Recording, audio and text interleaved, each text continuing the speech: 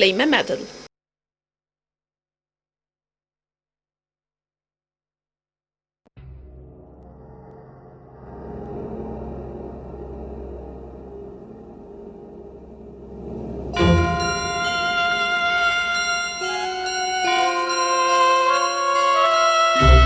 هو الفقر بيخلي الحد هيبة؟ ده احنا صغيرين قوي يا سيد. الحياة مش أبيض وأسود بس.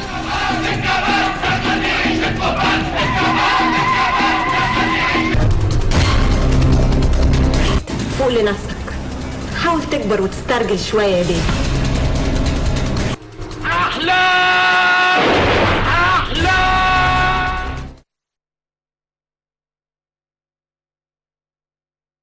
And of course, today, a very sad piece of news. The veteran Egyptian screenwriter Wahid Hamid passed away at the age of 76 due to health complications. He died shortly after being admitted to an intensive care unit at a hospital in Giza Governorate. Now, the Cairo Film Festival had recently honored the late, great Egyptian screenwriter in the opening ceremony of the 42nd edition of the festival with the Golden Pyramid Award for Lifetime Achievement for a career that has spanned over 5 decades, during which he wrote over 40 films and 30 television and radio series, most of them garnering commercial and, of course, critical success. His works have won numerous domestic and international awards. 2 of his films were picked for an acclaimed list of the best 100 Egyptian movies in the 20th century, including Sharif Arafa's اللعب مع الكبار, or Playing with the Giants in 1991, and Atif al-Tayyib's al-Bari, or The Innocent, in 1985. Hamid is considered one of Egypt's most renowned writers. Also, the head of the National Media Authority, Hussein Zain, extended his condolences over the death of the legendary screenwriter.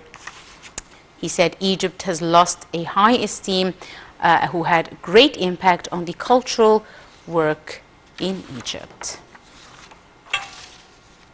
We're now delighted to be joined over the phone by the cinema critic Andro Mohsen. A very good afternoon to you, Andrew.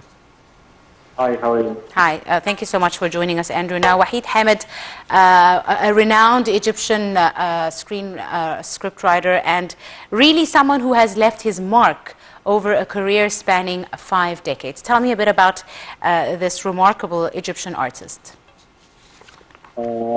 Actually, it's very rare to find a scriptwriter well known to the audience, to the normal, not just the film critics or those in the industry, like Wahid Hamid. Yes. Because most of people focus on the actors and actresses, and not much of them about Wahid Hamid with his choice of characters he always choose to be to sacrifice for the people on the margins and the poor people, and he knows how to turn them into real characters in the screen, not like writing them about without knowing the real truth and real inside each of these characters. Yes, absolutely. Andrew, tell me, in your opinion, what are some of the most important works that Wahid Hamid produced? If you want to talk about the production, I think he was the producer of اضحك الصورة تطلع حلوة, Smile, Take a Good Picture. And it also the film of Maali Wazir. Yes.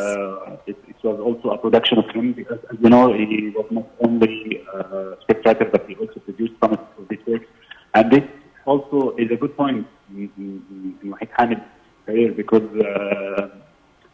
he was not just focusing on writing scripts and just give them to directors to produce them, but he was a film, we can say, talk about him as one of the main people who know how to support, especially in the time which there is no much films produced in the years. He take this step and produce some of the films.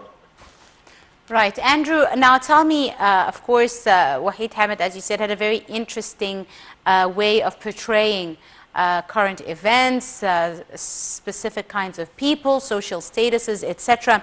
What do you think gave him the edge? What made his work so successful? Was it because people could relate to it? Was it because he drew from characters that he saw all around him in society? What made his work unique than other screenwriters? I think because many of his work is based on a very simple plot, like a plot you can take in one through line. But inside this, there is a lot of characters which are really close to the people. For example, Hadu Sadat, Sadat film. In this film, we can see how Wahid Hamid will know the Egyptian people with different types and different states of the Egyptian people, and how he chose this place to be the place that all the main circumstances of the film will happen in, and also how he writes his lines. It's always we can feel like it's always very simple lines, and yet it's very to the point and very related to the character. It's not you cannot feel that this is written by Wahid Hamid away from the character. No, it's written by this line can be really stated from this moment, and that's why many of the Egyptians really commemorate many of these lines in the film. Absolutely. And of course, we've seen Wahid Hamid collaborating with so many Egyptian artists from different generations over a long period of time.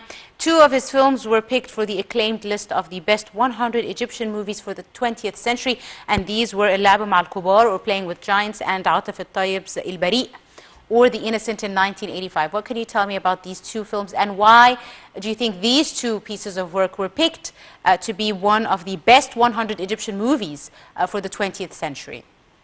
I think because the Lab Matkubar, Playing with the Giants, was his first, I think, collaboration between, first collaboration with the director, Sharif Arafat. And they made later 6 films together, and with other Imam, they made the public film. I think this film was the beginning of another distribution, and as I told before, it's a very simple idea from one taking notes from illegally from the phone calls, and starts to tell people, tell the police about these phone calls. But when we see how he deals with these security issues, and how he deals with these poor people, and how he deals with something like we feel it's on a high level of security, but how this affects normal and poor people. He did this very well. Of course, El Bari, or The Innocent, on the other hand, is a film that have a lot to say about. But simply, it's one of the very rare films that deal about these characters, the very normal soldiers in the army, which not many films or TV series talked about in this list. And he, as usual, have studied a lot to make this character very. We can see that this character we can use in our everyday life.